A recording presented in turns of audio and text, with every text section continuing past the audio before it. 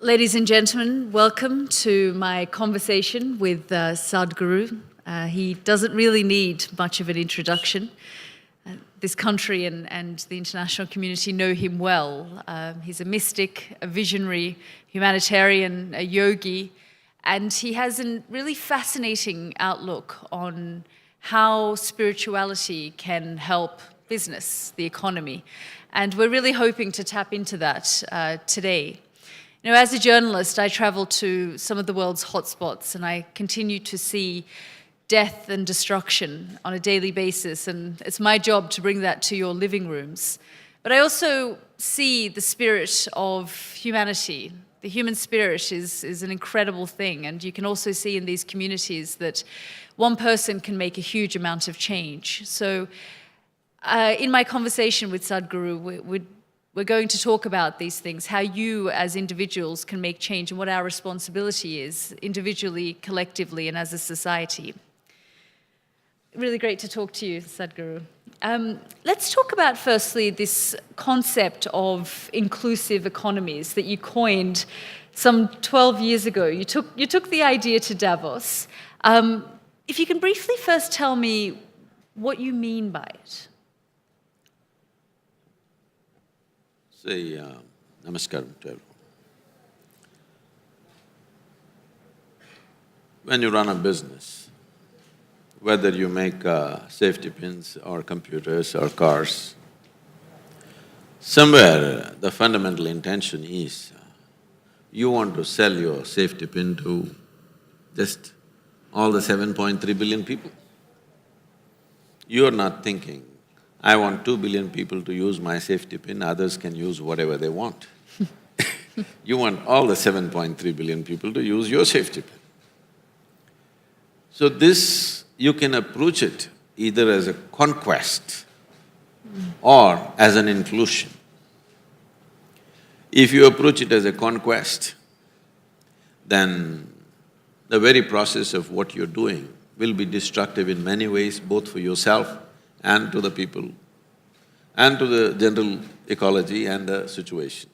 But if we do it as an inclusive process, not just conceptually, but in activity, in actual work that we do, there are many ways you could include people in making those safety pins, where your production and your marketplace could be just about the same. If you do not include everybody, your business is not really matured in real sense. Whether you will get to sell it to all the 7.3 billion people or not is another matter. Somebody else may be also doing the same thing. But your intent is to include everybody into what you're doing. Now, if you want everybody to have it, not because you want to somehow sell something, because you want to contribute to their lives by giving the best that you can give, naturally businesses will grow. But the most important thing is people get included into the process. When this inclusiveness happens, you will see you sit on a very stable and safe platform for your business. Because these days businesses are growing larger than nations. In their budgets, many businesses have become larger than many other nations. When you have such a large investment and at stake so many things, a nation has an army, a nation has various other instruments to protect itself. A business doesn't have these instruments. Its only safety is how much people want it. The safety of your business depends on how much people are loyal to what you're doing. If you build that loyalty and that inclusiveness from people around the world, then you are sitting on a safe platform. When you are sitting on a secure platform like that, you will have many opportunities to innovate, do many things, because now creativity flows from variety of places. I'm just saying, suppose you're selling a safety pin, I'm sticking to the safety pin as the most basic product. If you just give out a call across the world to your customers, please design a new kind of safety pin if it's possible. For all you know, you may get 1,000 different designs free of cost. Like this, we can do many things. I don't want to go into the detail of how each business can be run. But businesses should start looking how to make it more inclusive. Rather than approaching, when I was first at the Economic Forum, I tried to change this terminology. People were referring to India as an emerging market. I said, don't call us a marketplace, we're people. If you see a human being as a human being and you see how to contribute to that human being's life, that human being will become yours in many ways. I mean, you think this way, and you have reached a mystical level where you can approach these things in a humane way. But the fact remains that the bulk of the global wealth is in the hands of a handful of people. I mean, just in a session previously to this one, they spoke about 70% of India's wealth is in the hands of 10% of the people here. 50% of the country's wealth is in the hands of 1%. So it's all good and well to ask big business to be more inclusive and be more humane in their approach, but it's actually on the grassroots level, it's not necessarily happening. So when they say wealth, they are thinking in terms of stocks and shares and stuff.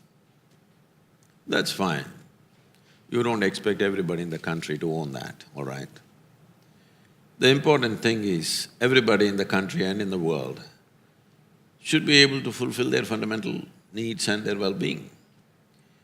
If we see how to facilitate this, instead of seeing them as marketplace, if you see them as human beings and see how to facilitate this, instead of manufacturing what you want and try to sell it to them, if you manufacture what they want, what they need in their lives, it would become very inclusive.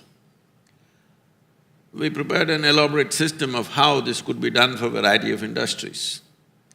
Has it become more inclusive than before in the last 10, 12 years?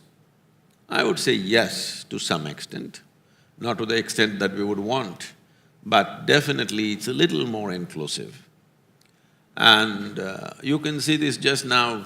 I've been on a 30-day ride across the country. I've been driving from Kanyakumari to the foothills of Himalayas. As I see India, I've done this many times earlier on a motorcycle, later on driving around. The last time I did was about 8, 9 years ago. 9 years ago, how India was. 9 years ago, what people's condition was. What it is today is phenomenally different. At least 80% of the roads that I drove on this time is as good as anywhere in the world, really. Only one thing is, the road is good, once in a way an odd guy is coming on the wrong side. I think he's an American guy. I mean, you're right, and we often report, internationally about India's growing middle class and that people are becoming more affluent. But equally, do you think in a technological age, it's also creating resentment in this country as well, where you can see that someone has the latest iPhone, for example, or they have the best job, they have more access to information now, that perhaps it's creating more of a resentment, especially with this current generation? The resentment could be there in certain segments of society or in certain people. Individual people will be resentful for so many things. Within a family of 4 or 5, one person will be resentful about somebody else within the family. So unfortunately, human beings are still like that. But I don't believe your resentment is rising, aspirations are rising. I don't think resentment is rising. It is just that, as we were talking, every small thing is reported, every small thing comes into your sitting room, so it looks like everything is going up. But believe me, the world is more peaceful than it ever was in the history of humanity. And the number of people, the populations have multiplied, but still our violence is not multiplied. Still there are things which must end, that's a different matter. But today, if 10 people die somewhere, the blood pours into our sitting room because of you. It's true. We do, I mean, because people have access to so much information, death and destruction has always existed. In fact, less so now, I would say, but because we are able to instantaneously give people that information. They see it immediately. At the same time, there are so many tools or technologies to express your resentment. The moment you feel something, immediately you're on the Facebook. If it was if it was 25 years ago, by the time you walked home, it would be gone. But before you go home, you already texted 1,000 people and they said so many things, and by the time you go home, this resentment has multiplied into 10,000 people. So, which was not so earlier. You got upset about something, you had physical activity to do. By the time you walked home or reached your workplace, normally it would be gone. But today you try to express it. But at the same time, what I see is, I'm seeing one thing among the kids. Because they're so exposed to so many things which we were not exposed to when we were children, there's a kind of a wisdom about them also. They're able to take these things with a certain kind of a dispassion about a lot of things.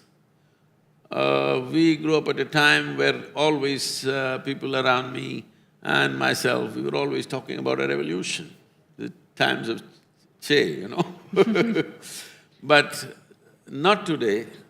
Today people are talking about their aspirations. They're not thinking of large-scale disruption of present situations to achieve something. They're seeing how to exploit the present situation to fulfill their aspirations. In our time, we did not think of our own self-aspirations. We thought everything, the whole system has to change, this has to happen, that has to happen. I see from that hot-headedness that we were as youth, today I think they're a little cool, and I think the terminology has changed.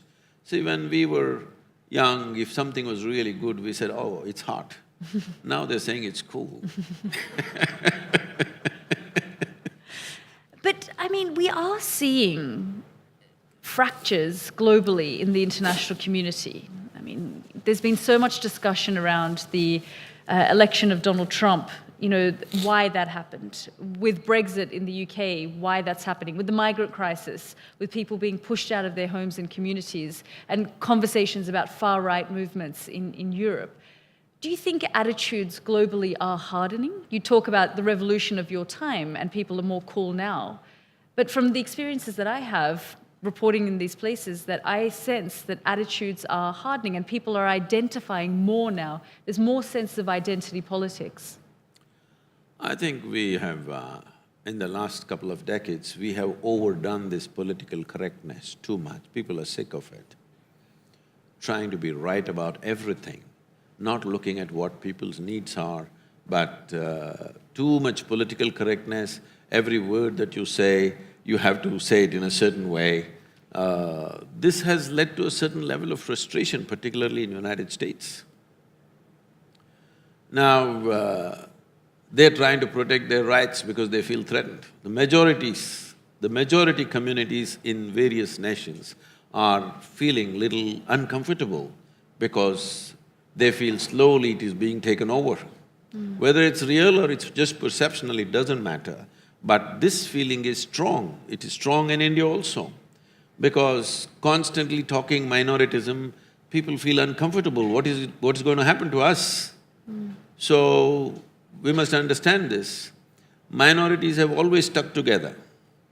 And because of this, politicians have played these games because minority votes are the only things which come en masse.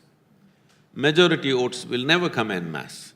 So they always focused on them, gave them better things, to such a point, I must tell you this is shocking, but it happened in this country. Our former Prime Minister said, the first access to all resource must be to the minorities, particularly to the Muslim minorities. You should not say such things. Even if you intend, you should not say such things. Why did you find that shocking? How can the nation's resource belong to anybody? Even if you say it must belong to majority, it will be shocking for me. I'm not saying it is shocking because he pointed at a particular community. I'm saying it's shocking in a democratic country, which is a secular nation, that you think it should belong to one particular segment of people is wrong, whether it's majority or minority. So when you make these kind of statements,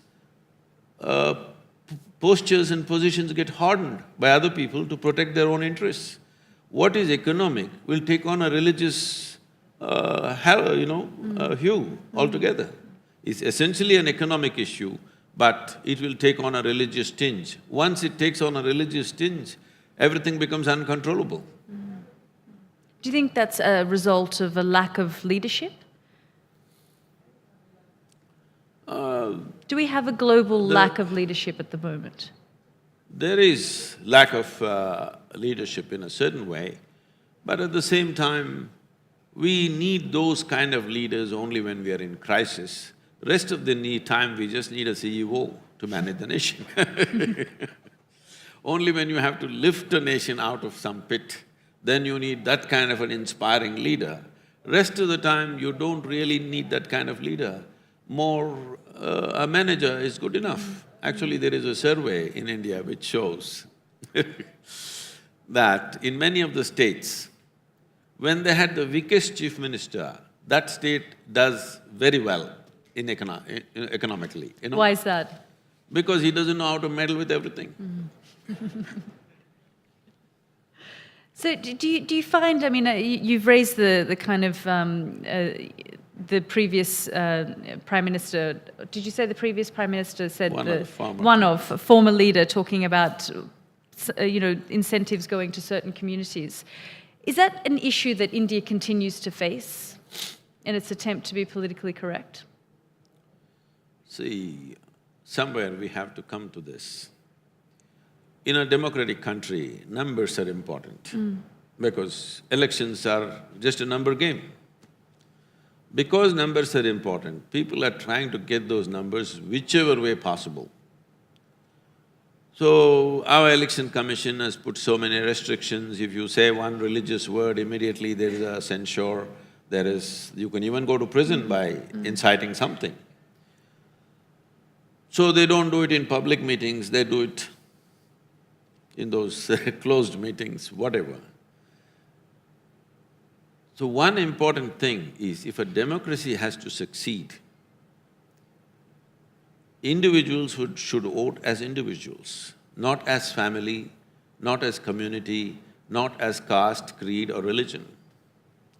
Only when you and me vote individually, what we want to do, whether we are right or wrong, it doesn't matter, we vote individually, only then democracy will succeed. Otherwise, you're practicing feudalism with a democratic garb.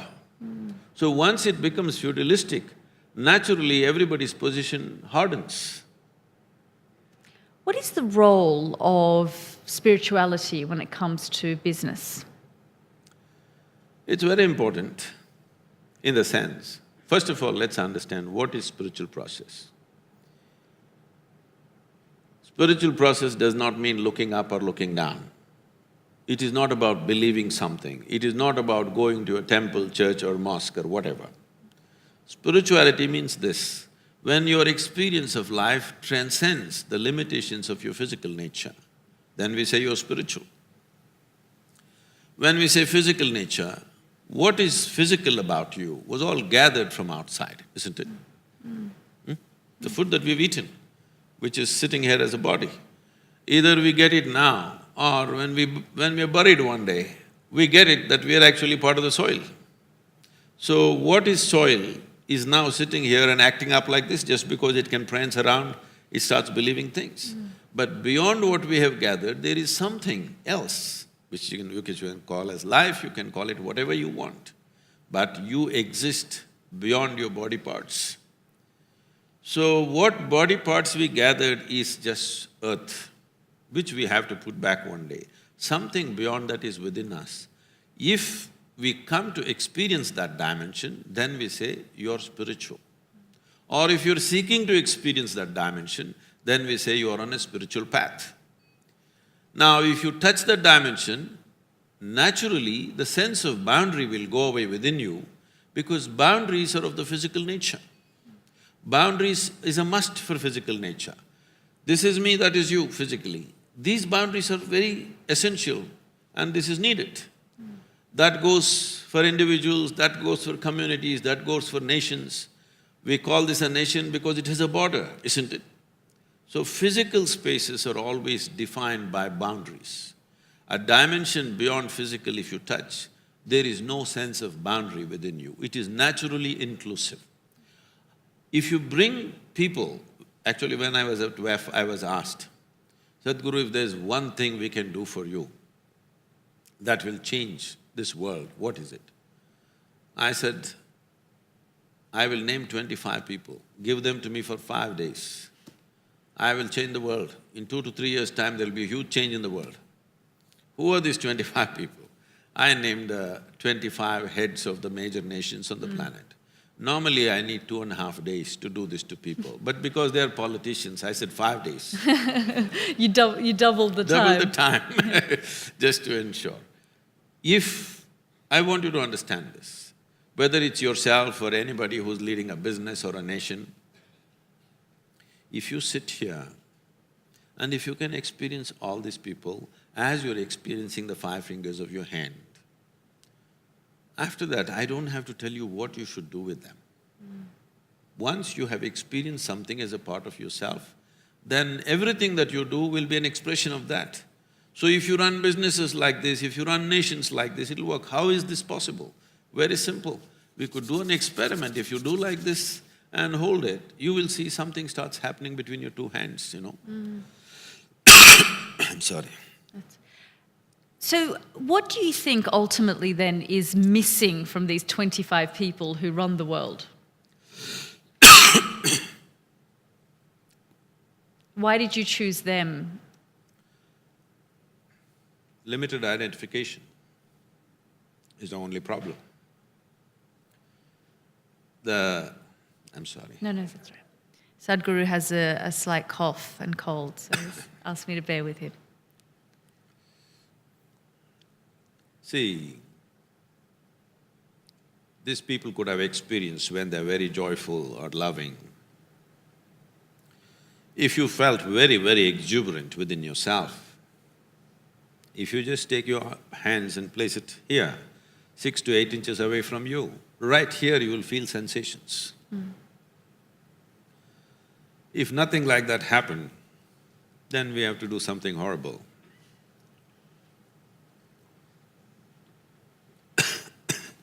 I'm sorry. You have heard this, somebody lost their leg or hand, though the physical leg was lost, the sensory leg was still there, they could still feel the sensations, it's called a phantom leg or a phantom hand.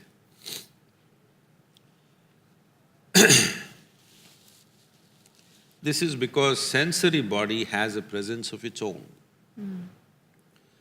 Right now this water is here, this is definitely not you. But if you drink it, it becomes you, isn't it? What is it that you did? All you did was include this water into the boundaries of your sensation. I'm sorry. I'm not… Do you want to…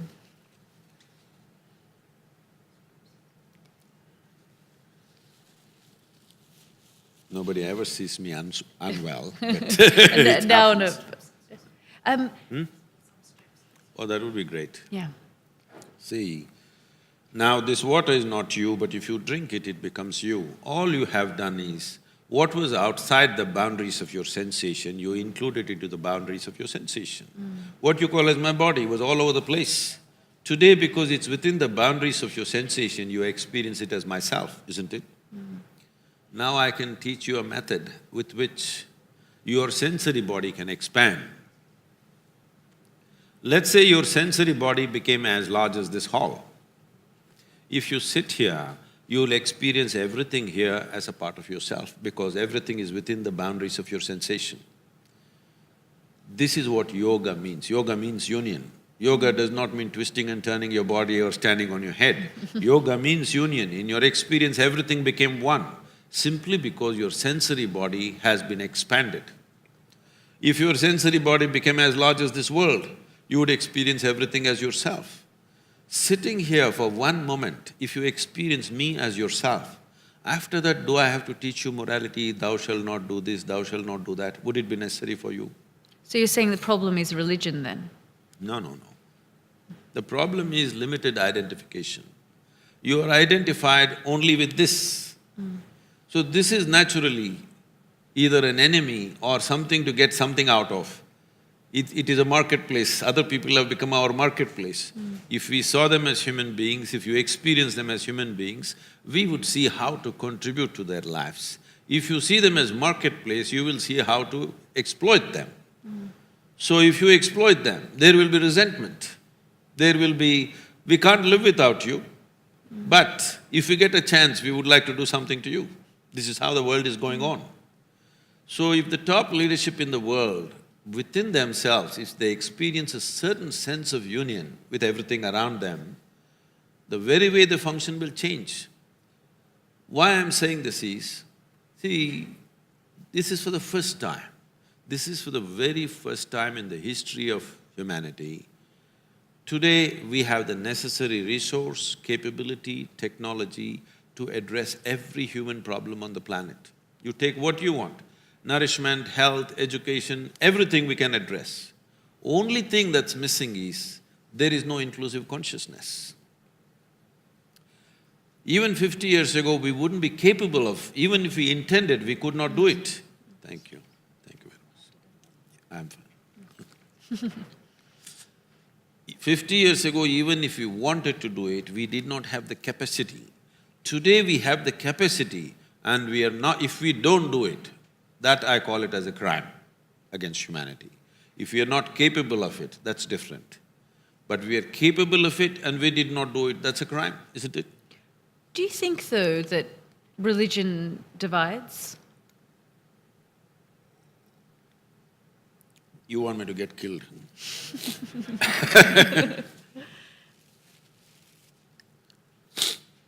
See, the moment you believe one thing, you must understand this. Why do you believe something? Do you believe you have two hands? Or do you know you have two hands? I know. You know you have two hands. So what would you believe? Something that you do not know, you believe, to pretend that you know.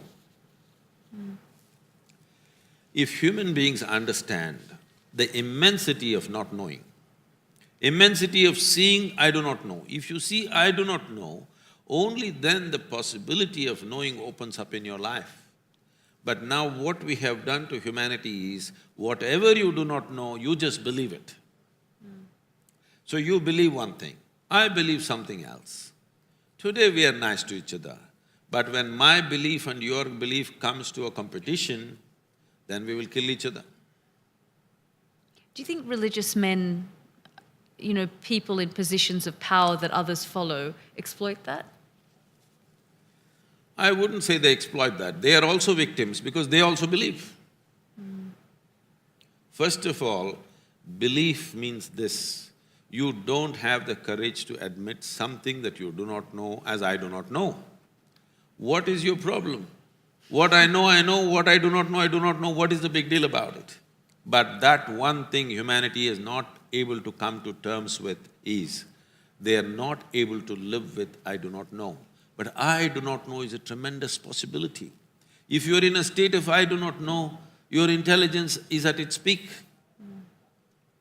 The moment you think I know, then stupid things start happening out of you. So we have gotten human societies into this, that everybody has to believe something. It's very important we bring up our children in such a way that they become sincere enough. What I know, what I do not know, I do not know. What's the problem with this? But then, there'll be no religion. How would you feel about that? Huh? How would you feel about that? People think if there is no organized religion, everybody will go haywire. I don't think so. I have deep and profound trust in humanity. If you stir up humanity in the world, you will see it'll go fine. It is not necessary because of fear of God you're doing the right things. You should do the right things because you experience life as certain kind of unity. If you pay enough attention around you, you can understand very clearly you could not even exist here without the worms and the insects and the birds and the trees. You cannot exist here. This is how I launched this movement called Project Green Hands, now which translated itself into Rally for Rivers. I made people sit under trees and made them breathe in a certain way, set up a certain spiritual process. I said, see, what you exhale, the tree is inhaling. What the tree exhales, you are inhaling. One half of your breathing apparatus actually hanging out there. People sat like this, and now they got into a tree planting frenzy, you can't stop them. 32 million trees, they've planted living trees in Tamil Nadu, where it's changed the landscape. You can't stop them anymore because when they see a tree, tears come to them, because there is a sense of union. So, our best insurance is our humanity, not from somewhere else and impose law upon ourselves. Instead of stirring up humanity, we are trying to make people believe all kinds of things. The moment you believe one thing and I believe another thing, conflict is just a question of time. I mean, you spoke about the trees and people now planting all these trees. You've used the connection that you have with people and the fact that they follow you in a positive way, but we've also seen men of God, God-men, gurus, religious men use it to exploit people. Just recently we had a case here in India. See, unfortunately, corruption has seeped into every sphere of life. There are corrupt politicians, there are corrupt policemen, there are corrupt journalists. I won't take it personally. There are. Many of them have been caught on something or the other. And unfortunately, there is corruption in the so-called spiritual space also. So this is a more fundamental problem than being associated with one particular type of activity. It is there everywhere. But in this sphere of life, maybe it's more stark and more painful because this is a sphere of life which runs on trust. So this is why, in many ways, in the last 35 years, I have transformed the spiritual space. You don't have to trust me, you don't have to like me, you don't have to love me. Just a simple procedure, like a science. So we call this inner engineering. It's a technology for well-being. You learn to use it, that's all. See, you're using a phone, you're using a Samsung, so you don't have to love the Koreans, you just learn to use the phone. So similarly, you don't have to love me, you just learn to use the method and it'll work for you.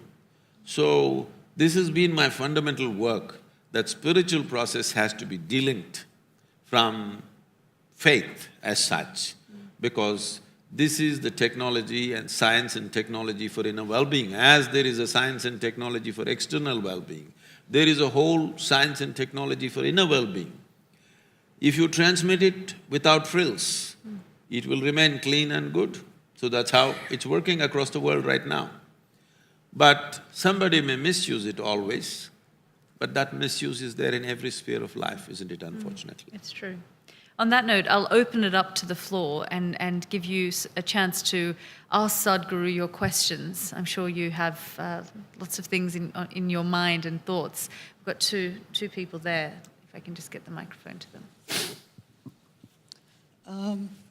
Thank you so much. If you could introduce yourself. Sure. I'm Anjali Gopalan with the NAS Foundation, which is an HIV/AIDS service organization.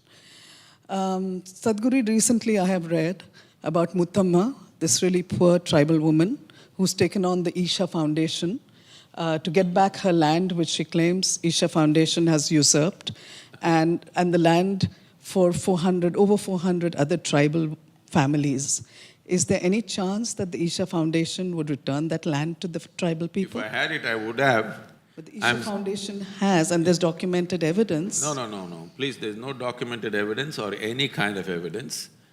There are some people who should be pulp fiction writers who claim to be journalists right now, unfortunately, okay?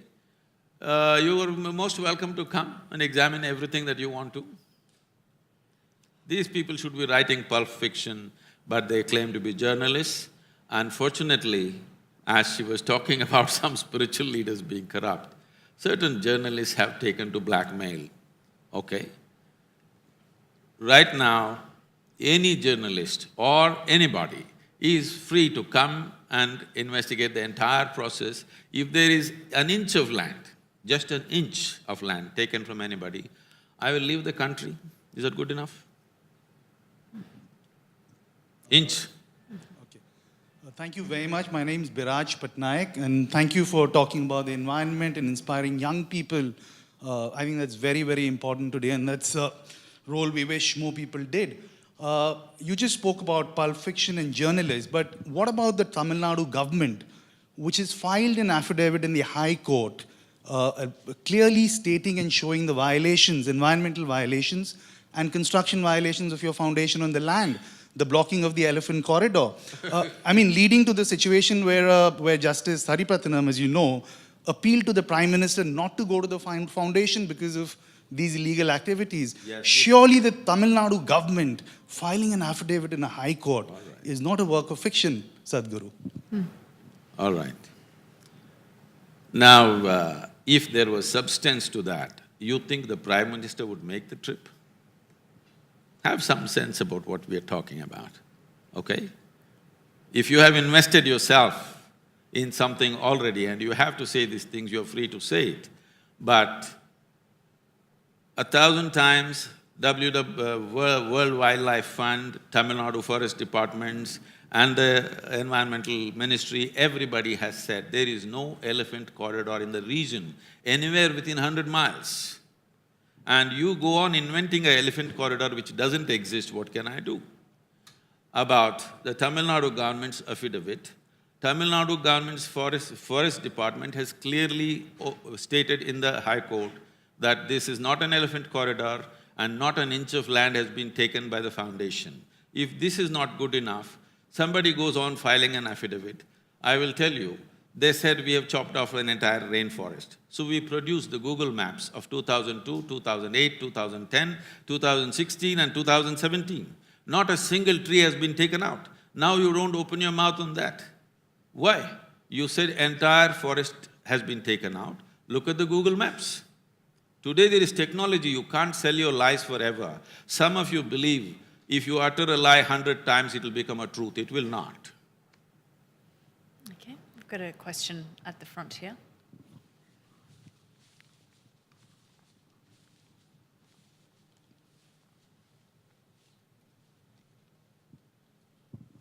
Sadhguruji, namaste. So I think the work we do with our firm is kind of infringing with your inner engineering because we are trying to potentially put 3D printed organs into people. So that's again inner engineering, giving someone a new life. So again, to keep it serious, sir, my question is on the lines of the work you're doing with Rally for Rivers and again steering up the Indian youth's enthusiasm to kind of go out there and create positive change. Where do you see this going forward? Now it's Rally for Rivers. Do you see yourself being an advocate for much bigger changes? And do you see yourself as being someone as a change maker who can drive the Indian youth towards creating positive change in this country? I'm interested in you, whether you're young or old, okay? Not just for the youth. About Rally for Rivers, we have presented a draft policy recommendation to the government. Now it is going to the state governments. We have put it online for the media and others, and we are also sending it to all the top environmentalists in the world, in case they can contribute something. But the important part is, largely, all the states have agreed upon the policy. This was the biggest hurdle because it's a concurrent subject between the center and the state.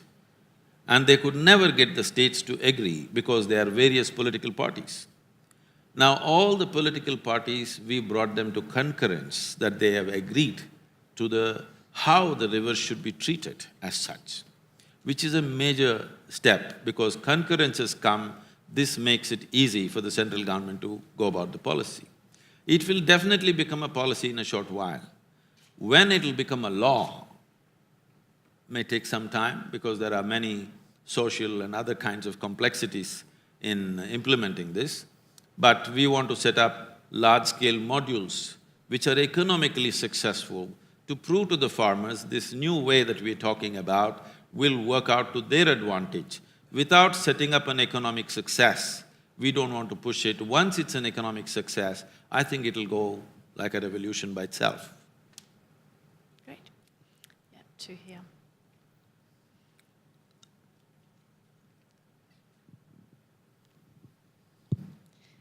Sadhguru, thank you for sharing with us all your thoughts. I just want to ask you a very fundamental question. Some of us, and I'm from the Global Shapers community with the World Economic Forum, so we've been selected because we are interested in making an impact in the world and in the communities. So why is it that some people feel this way and other people don't feel this way? I've always struggled with trying to identify why is it that I have this kind of responsibility towards my country and my community, and some people just do not seem to have it. So does the upbringing, the schooling, the education have something to do with it, and how can we inculcate this feeling in everybody? Definitely there are many influences, but the most fundamental thing that we need to understand is, as I was telling Yelda, is it's a question of identity. What are you identified with? If you're identified just with yourself, then naturally your intelligence will function only for the well-being of this one.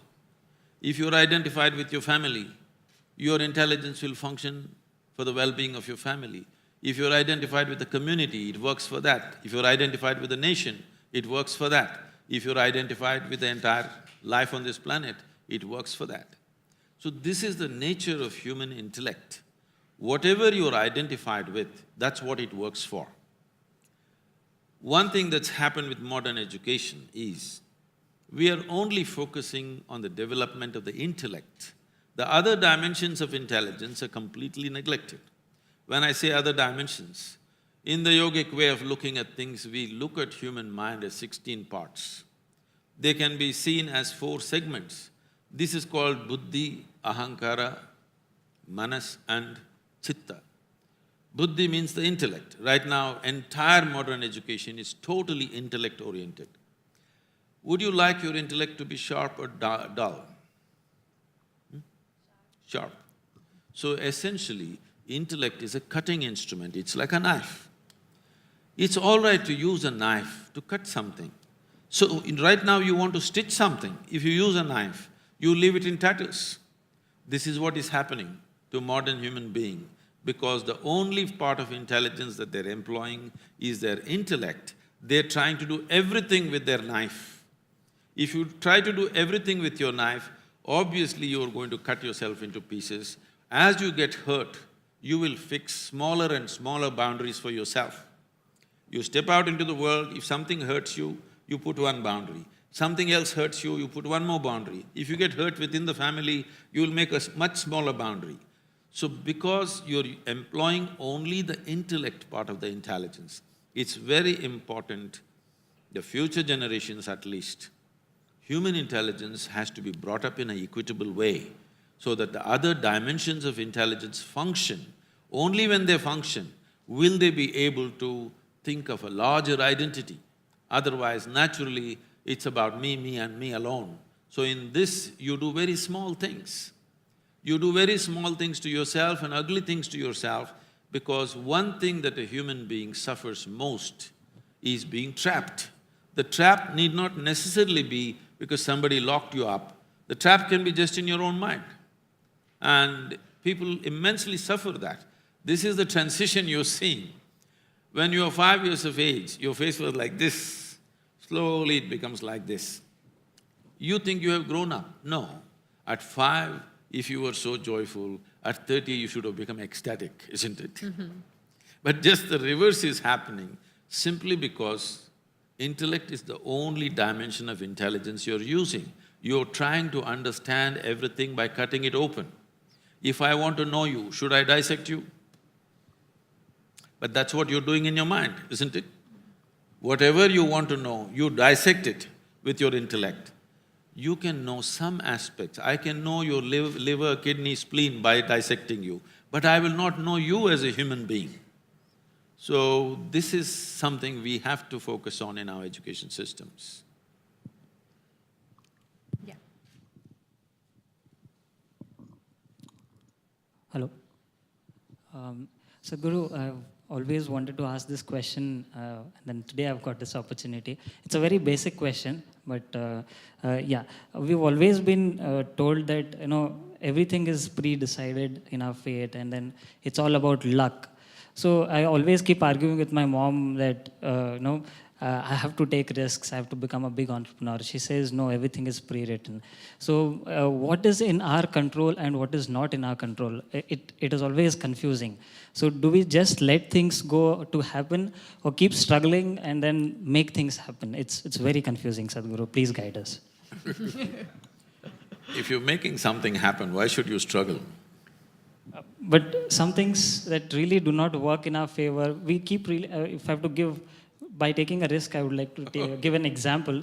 Like for example, if we see Mark Zuckerberg's life story or Bill Gates' life story, it all began with so much of controversies, and all that. But at the end, they have really landed successful, and now they're doing well. So when we really see stories like this, it confuses us. What part do we follow, and then do we be honest, or just keep doing or following things the way things come? There are many complexities in the question. Please sit down. I don't know where the honesty came into this and why it came to question. Anyway, see, if you take charge of your physical body, if you have some mastery over your physical body, about 15 to 20% of your life and destiny will be in your hands. If you take charge of your intelligence, 50 to 60% of your life and destiny will be in your hands. If you take charge of your very life energy within you, 100% of your life and destiny will be in your hands. The question is only, have you taken charge of this? The problem is you're trying to take charge of the world. No, you have to enhance this.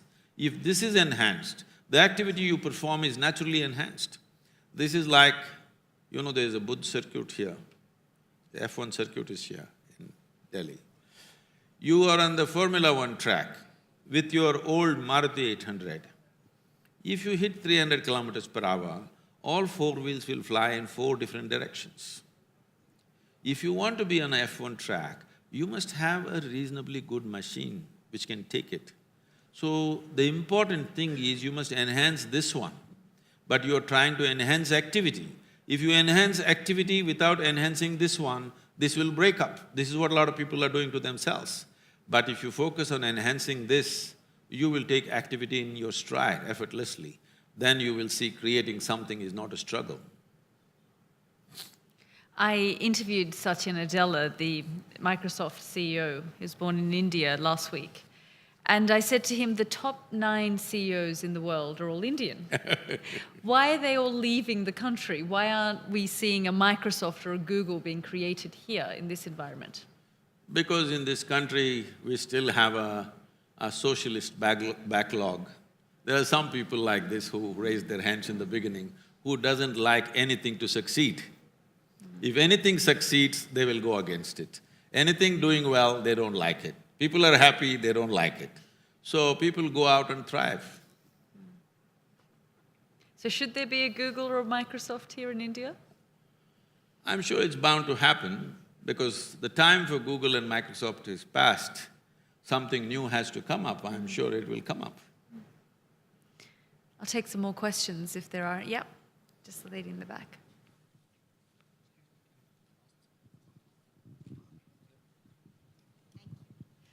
Namaste Sadhguru, my name is Ninna Claire and I'm in Business World.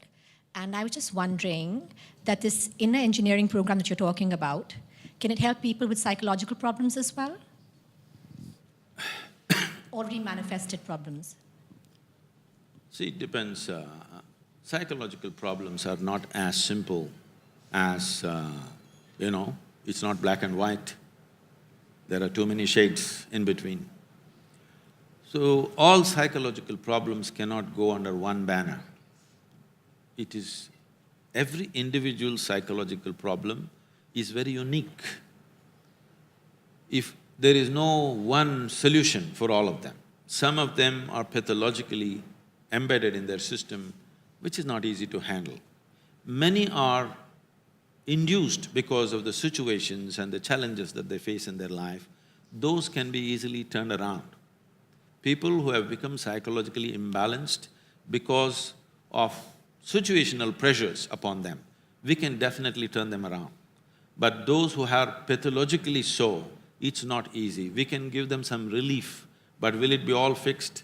That would be an empty promise. We spoke about ambition earlier, and you're talking now about anxieties and disorders and psychological issues. Do you think with the drive of ambition, more people are developing depression, anxiety, mental health issues?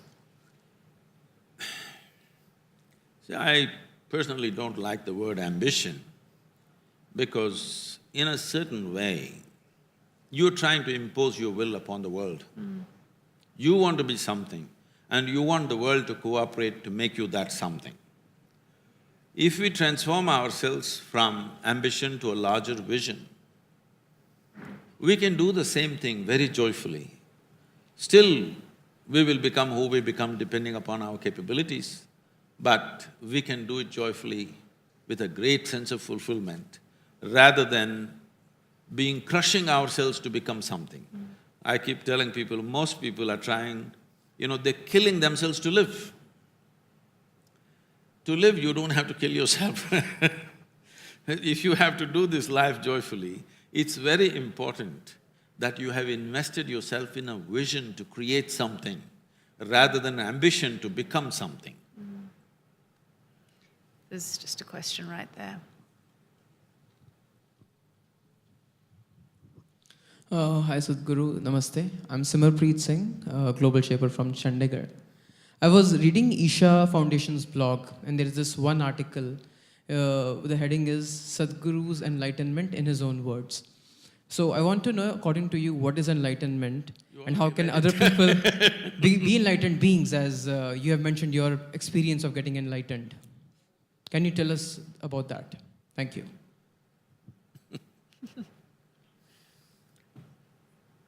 The blog didn't tell you. He couldn't figure it out on the blog. Let me put it technically, because there are so many glorious explanations about what it is. As I was speaking earlier, see, when you sit here, your experience of yourself is largely physical, isn't it? If somebody next to you pokes you, will you say, "Don't poke my body," or will you say, "Don't poke me"? Don't poke me, isn't it? Because your experience of the body is myself. But is it true, this body is something that you accumulated over a period of time? Yes? What you accumulate can be yours, can never ever be you, isn't it? Whatever you accumulate, it can be yours, it can never ever be you. Right now, as I'm speaking, I say, "This is my cup."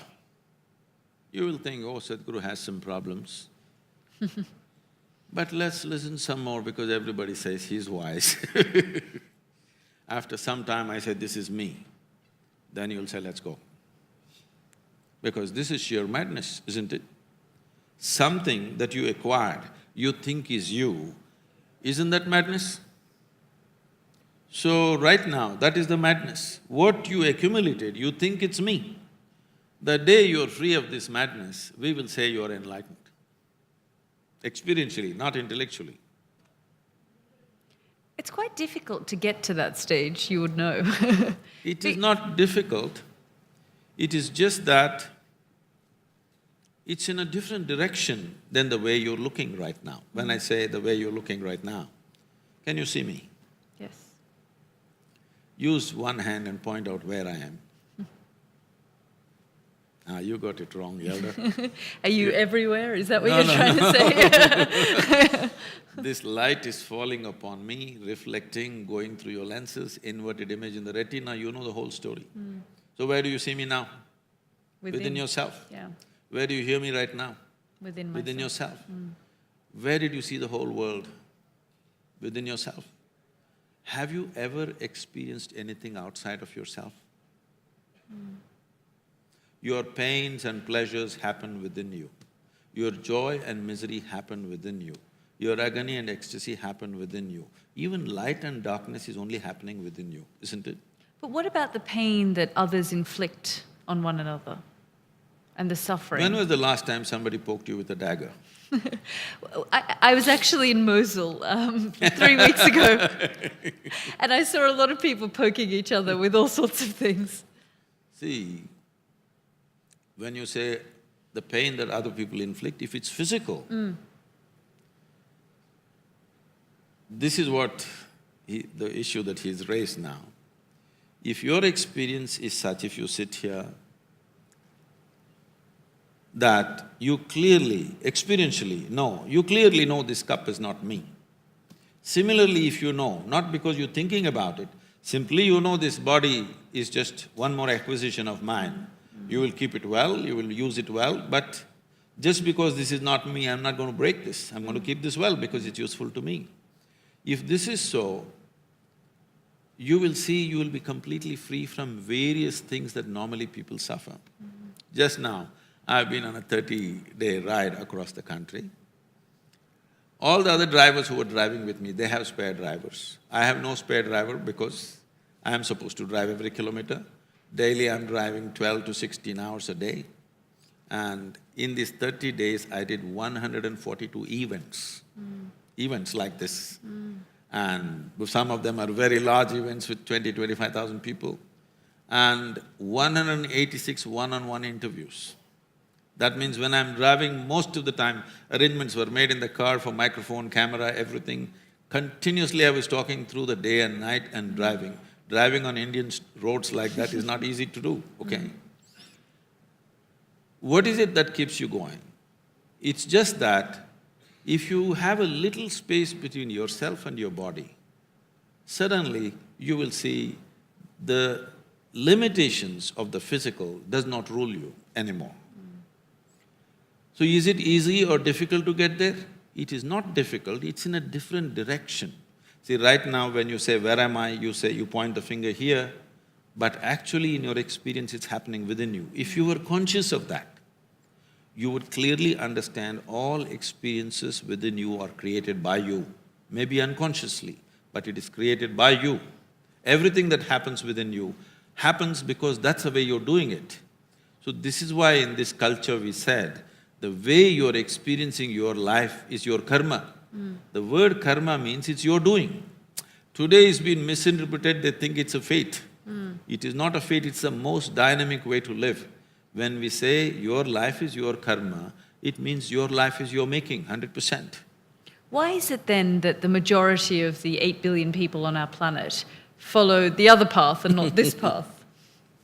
If it's not difficult? You're counting me out, unfortunately, as if I don't exist. See, because people have begun to live in such a way that their involvement with life is very superficial. They're busy making arrangements on the outside. They have not paid enough attention to the life that they are. But if you want to really live well, you must understand the mechanism of what this is, isn't it? Suppose you buy a phone. If you don't read the user's manual, will you be able to use it well? I'm asking, this is the most sophisticated gadget on the planet, isn't it so? Yes. Human mechanism. Is there a better technology? This is the technology. Have you read the user's manual? So if you understood the user's manual fully and learned to use it that way, then that's enlightenment in a certain way. We've got time for one more question, if anyone has something brief that they'd like the opportunity to ask Sadhguru. Anything, yes?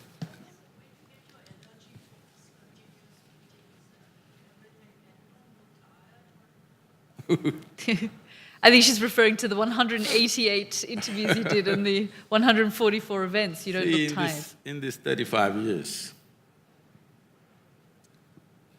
my average sleep has been anywhere between 2.5 to 3 hours per day. Because right now you check my pulse and see, because I have a cold and things, it's a little up, it's around 52, 54 in that region. But if I'm well and if I sit in one place, it'll settle down to 36, 34 in this range. It's going at ease. If everything is going at ease, then there is no stress of doing something. It's very important that human beings first learn to work upon themselves before they meddle with the world. If this one thing is done, then you will do the right things with the world around you. Because if you do not even know how to treat yourself well, how will you treat other people well? If you don't know how to bring well-being to yourself, how will you bring well-being to other people? It's not going to happen, it's just talk, empty talk. I was in a peace conference, international peace conference.